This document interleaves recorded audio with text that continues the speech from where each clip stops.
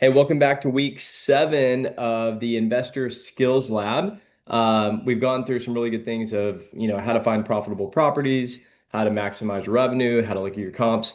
Now we're going to really dive into the capital section of this because honestly, this was a huge mistake that I made early on as a STR investor. I'd want to buy these properties, but I also didn't want to spend that much capital either. And so this is something that you guys have really got to learn and understand because this is honestly the secret sauce of success for short-term rental investing. Because as you learned about in the comps dashboard, you can either be at the 50th percentile or you can be at the 75th or you can be at the 90th percentile. Well, in today's market where interest rates are, if you go buy a property and you don't spend the capital required to get it to where it needs to be, you're probably going to be break even or negative cash flow. And so it feels like there's a lot of risk when you invest capital into these properties, but there's actually more risk if you buy this property and don't spend the capital because I've personally dealt with bad properties where you buy them and they're negative cash flow or they're break even. And it's like, why am I doing this? So if you're going to make the decision to buy this, you got to get over that fear and you got to have the courage to at least spend a little bit of capital to get above average. And then you're going to look back and be very, very thankful and glad you did. So that is what we're going over today. I'm going to give you some examples and I'll even give you some examples of what I'm doing currently with properties that I'm buying and one I just closed on last week. So let me share my screen real fast. Okay. Let me know when you can see this. Good to go. Okay. All right, so we're going to identify a property real fast and then we'll get to the capital piece of it together. So we're going to use the StrIQ app to quickly pinpoint a property using some filters here. Okay, so there's a few left. So there's this interesting property here on Canyon Lake. Now, this property is 4 bedrooms, and some things I'm noticing right now are there's a garage at the bottom of this property that could be converted. So that's a capital expense, but is an opportunity on revenue. And it's also it has some land around. I've actually been to this property where you could build like a pickleball court, hot tub, mural, basketball court on top of the pickleball. You could do cowboy pool. There's some like really cool stuff you could do here. And it's a, reasonable purchase price. So let's get into the details here. So let's go analyze this thing. Let's just say you would negotiate down to like 650 on this because it's a buyer's market. Remember that garage could be converted to another bedroom or game space. So let's just say we juice this thing up to 5 bedrooms, knowing that other space could be like a flex space. And that's a forced depreciation opportunity, by the way. That's a really good thing to focus on. So let's just say you have about 150 grand to go buy something right now. Well, this purchase price of this home is like 600 to 700 grand. Well, I'm looking at these revenue numbers here and I'm like, well, I want to be better than average, but I know I might not be able to get to that premium 90th percentile because I might be a little bit capital constrained or I don't have a capital partner to come in. But I do think I can get to that 75th percentile, which, by the way, any property you buy, at least try to shoot for the 75th. You'll usually be very successful there. And if you get anything above that, then that's just gravy, which is awesome. So we'll go for the 75th percentile. So here on startup expenses, we show 0 for furniture and renovation. Now, this is like some high level buckets that you need to be really thinking about lots of other details in here. So the reason we only did these two is just to make it simple, but we're probably going to break these out in future months when we roll out StrIQ 2.0.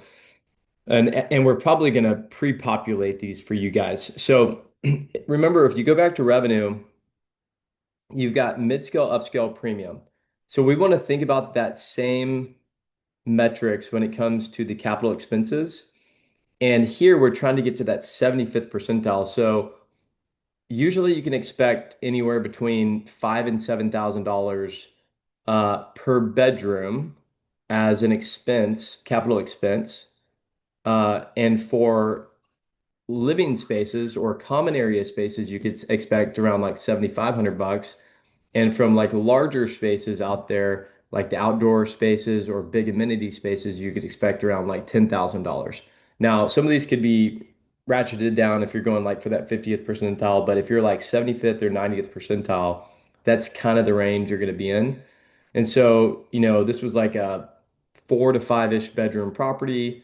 We're thinking about converting that garage, which garage conversions usually cost about $40,000 per garage conversion. And so I'm estimating, usually high level. I'm going to start high level and then I go into the details. Usually you want to expect to spend at least 25 to $50,000 on a property to at least be 50th percentile or a little bit better. But if you're going to be the 75th percentile, I usually think about spending 50 to 100, maybe even $125,000 on that property between renovations and furniture. If you want to be the best 90th percentile or higher, usually that's when you're getting up to 150, 200,000, maybe even 300,000 or more when you're doing some like crazy stuff to the property. So it just kind of depends on the capital you have or the capital partner you bring in. And so for this property, we had talked about pickleball court, hot tub, garage conversion, um, furnishing the property. It already had some furniture in the property, but let's just say we furnish it, and we're in that $5,000 to $7,000 per bedroom metric. Plus professional design. We work with groups like Summer Led, Funkit Interiors, all new designs. I would highly, highly recommend that. Usually they're about $5 a square foot for design, and it's like 100% worth it. They design it and then they just deliver over the links to you to just go do it. And if you don't have the time to go install it, it's about $15 a square foot for them to design it and do the full installation. And then if you need help beyond that, there's groups like B&B Construction out there that can take that design and then just do literally everything for you. Do the pickleball court, do all of that. So like my property in Fredericksburg, I'm using Summer Led Designs to design it for $5 a foot. And then I'm having B&B Construction to come in and just do everything for me. And what I did is I gave them a budget and they're having to work within that budget. I said, hey, $200,000 is my budget for my capital partner. Now just figure out whatever you can do in there. And here's my laundry list of all the amenities. I want a full-size tennis court, which will give me 2 pickleball courts in there. I want a full-size basketball court. I want a putting, or not a putting, but a golf range with a one hole that you can like play golf on the property. It's on 6 acres. Um, Maybe even like a sandlot baseball field because I can't afford the turf, but if we could just do like a sandlot baseball field, that's pretty cool. So there's like all these really cool amenities you could do in a cowboy pool. So it doesn't have a pool, but I could spend 12 grand for a cowboy pool. So those are some different partners you could work with to help verify these expenses. But in this case, for this, six or $700,000 property, I would expect about $125,000 or 120 grand for furniture and renovation cost, which would be all of that, all your amenities, all your furniture, design fees. It could be higher than that, depending on what you're trying to do, but I think that's a reasonable estimate. For many of y'all may be like, that's crazy. And you could probably cut a lot of that out by just you doing it yourself. But me, I don't have a whole lot of time to go, put up wallpaper and paint. And so I'm factoring in a lot of these contractor costs to go do that. So let's go see how this fleshes out with this type of cost. So the other expenses you got to be thinking about are, we talked about this, I think, on the last one is are these recurring expenses, which are not necessarily startup expenses, but you need to be aware of them. And so, if you're going to manage the property, you need to be able to add that expense in as well, which is usually like 15 to 30%.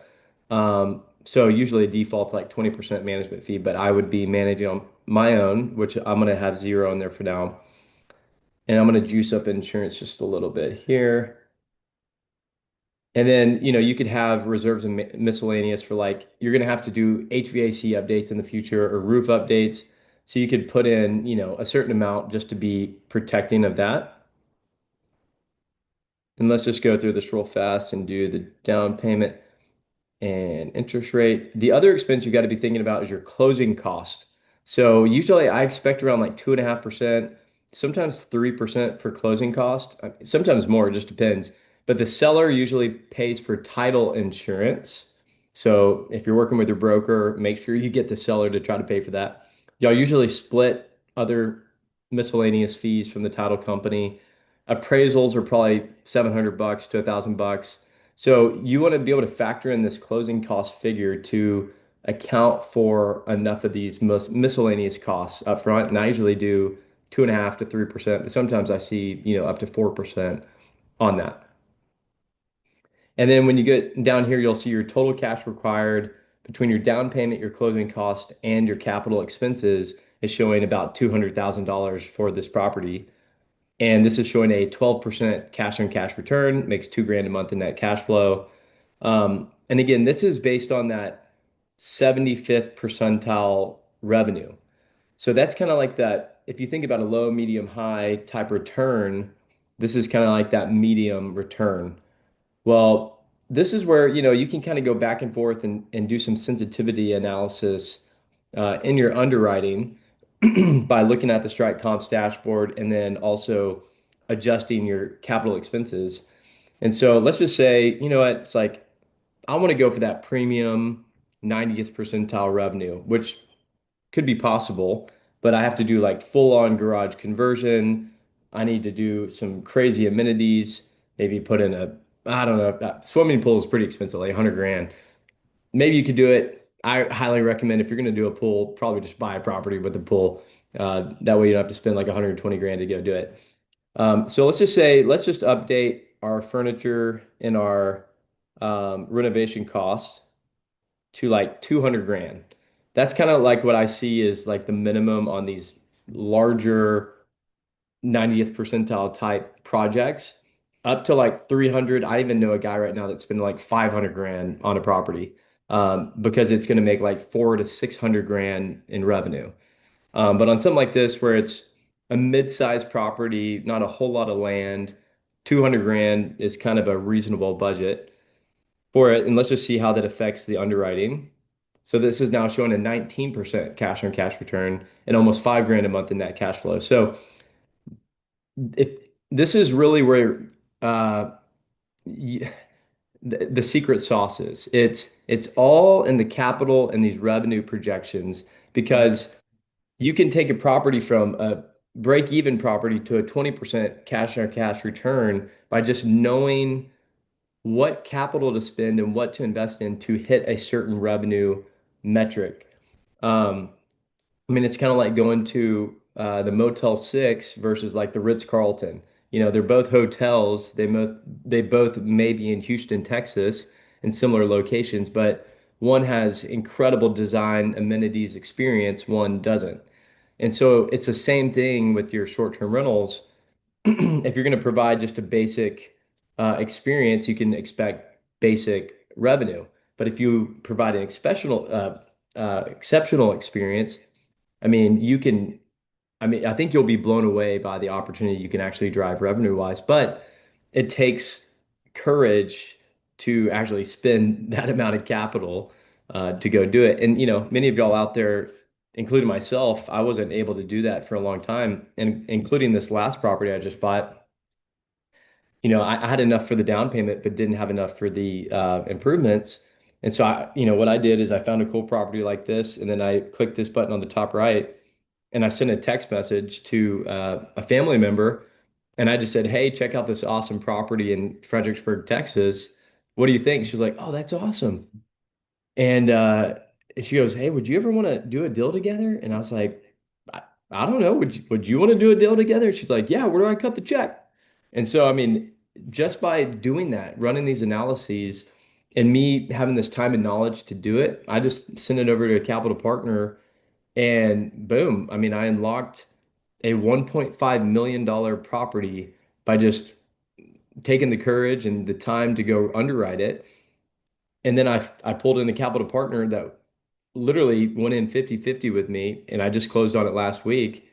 And she said, "Hey, you know what? If you manage it, I'll put in the capital." So she's putting in $200,000. We're working with Summer-led Designs and B&B Construction, and we're going to go turn this thing into a 6 acre, 7 to 9 plus bedroom mega property that will probably make 250 to $300,000 in revenue, which is going to be insane. And so I'll just give you all a quick view of that if I can find it real quick, and then we can wrap this thing up. So this is in Fredericksburg, Texas, and this is the power of this the secret sauce I was telling you earlier of how you can take properties that might be negative or break even and take them highly profitable. So this property here is the one in Fredericksburg I was telling you all about. It's the main house, guest house, and it has a barn, perfect for events and weddings and all sorts of stuff. There's like a little creek and a water area in the back. And what's interesting about this, and just a little nugget, on Zillow, the MLS actually does not pull in all the number of bedrooms to the actual MLS. So the main house is actually 4 bedrooms, but there's a bonus bedroom in the main house, but it's not being captured here. And then there's a guest house with 2 more bedrooms, and there's more opportunity with this barn dominium. So this is a flaw with the MLS, which we syndicate with. So this is not actually a 4 bedroom property. It's a 7 plus bedroom property. And so that's where you've got to be thinking about is when you see these pictures, and we're going to be using AI to like extract all this soon too. Um, but there's way more opportunity here than just this $89,000. So let me show you all how I've gone to underwrite this thing. So we negotiated down to 145. It's actually 7 bedrooms. We're probably going to add another bedroom to it. And it's about 4 bathrooms there on 6 acres. Again, the mid-scale upscale premium on this property is showing as if it were probably 4 to 5 bedrooms. But I looked on the comps dashboard and it was showing average daily rate of like $1,200 and about, let's see here, let's just say 60% occupancy. And my capital partner again said she was going to spend about 200 grand in budget for renovation and furniture. We're managing on our own. Insurance is like 13. Oops. And then we're going to do more from miscellaneous and reserves. Financing, we did 10% down for this property and we did 7% interest rate. Now, this is the perk about being a real estate agent. We were able to wipe out our closing costs because uh, I'm a broker. So anyway, so I got to basically use my real estate fee and just totally wipe out closing costs, which saved us another 20 plus $1,000. So here, 345 grand total. Again, I put in probably about 50 to 70 grand. She did the same thing, and then she's funding about 200,000 on top of that. And it's showing close to a 20% cash on cash return, making over 5 grand a month in cash flow. And then here's the full pro forma of it. So that's how I personally found this property, saw the opportunity there, and again, looked at the capital and revenue potential, leveraging the comps dashboard, knowing my capital of how much I need to spend to hit those revenue metrics. And now I took this from a negative property to a almost 20% cash on cash return, which the 20% cash on cash return or the 18% that you saw basically was based on 260 grand in revenue. I mean, this property has potential to make like 300,000 plus, which means it could be like a 25 to 30% cash on cash if it's done right. But I want to be a little bit more conservative. I want to feel good about my numbers. And then if it comes in higher, then I want to be pleasantly surprised. So anyway, that's a couple of examples of how I personally use StrIQ to underwrite these properties and what I look for on some of these capital expenses and how they also reflect in the revenues that we see. And so, a few key takeaways here as we get to the CapEx piece of this. This is one of the most important pieces to just be thinking about. And key amenities I'm seeing that you need to be budgeting for is one, I think you should highly, highly consider hiring a professional design firm like Summer Led all new designs or Funkit Interiors or someone else locally, whatever. But unless you are a designer, I think you should totally hire a design firm, which will probably cost anywhere between five and $15,000. Sounds like a lot, but totally worth it in my mind. They will literally design it all, interior and exterior, and then deliver over links to you to go purchase and go do it all. And it will save you tons of time and it will turn out way better. And your revenues will thank you for that later. So that's number one. Number two, if you don't have time to actually invest in the property or go set it all up and all that stuff, these firms out there can do that for you. Funkit, Summer Led, All New, B&B Construction. There's groups out there that can do it and you don't have to lift a finger. You can just do this virtually and they'll go out there and handle it all. They'll do Matterport scans and just deliver it. Just know that you're going to pay a premium for it, but it's what's your time worth. So usually people starting out, it's kind of better for you to go do it, kind of figure it out, save on the cost. But if you've got the cash or you're experienced, I would highly leverage these groups to do it. Just know it's going to cost probably like 15 bucks a square foot for them to handle something like that. And then the final takeaway is look at your market and think about you've got to look at your comp set to see what everyone else is doing because you want to try to do what they're doing or better. So if they have a hot tub or a pool or a movie room, you probably want to try to at least do that. But you need to think about two to three other key amenities that your other competitors don't have, like a sandlot baseball field or a soccer field or a nine-hole putting green or goats on your property or an area like our property, a cool area where small weddings could take place.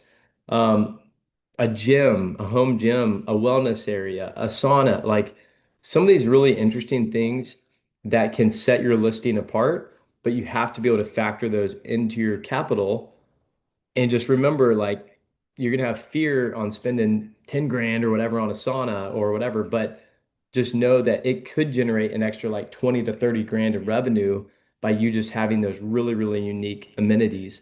And that's how you will be set apart from your competition and have a lot of success. And the good thing about this in summary is, you know, long-term rentals, it takes 50 to 100 doors to replace your income and have financial freedom. But if you do this right with short-term rentals, it only takes three to five properties to significantly change your life and maybe even replace your income and get you out of the rat race. I know interest rates are higher. It's a little more hard, a little bit more difficult now, but if you do it right, there's a chance that you could have about five properties and basically never have to go to your W-2 again if you do it right.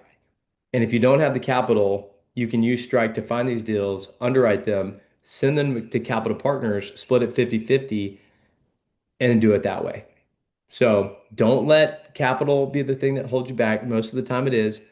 But commit that you will go out there, believe in yourself, look at the data, trust the data, and go make it happen. So excited to see the results that many of y'all have. If y'all have any cool case studies or examples y'all want to share with us, we're always looking for cool testimonials and case studies to just celebrate because we want to celebrate the wins. So if you have any of that, we'd love to hear from you, and we will see y'all next week.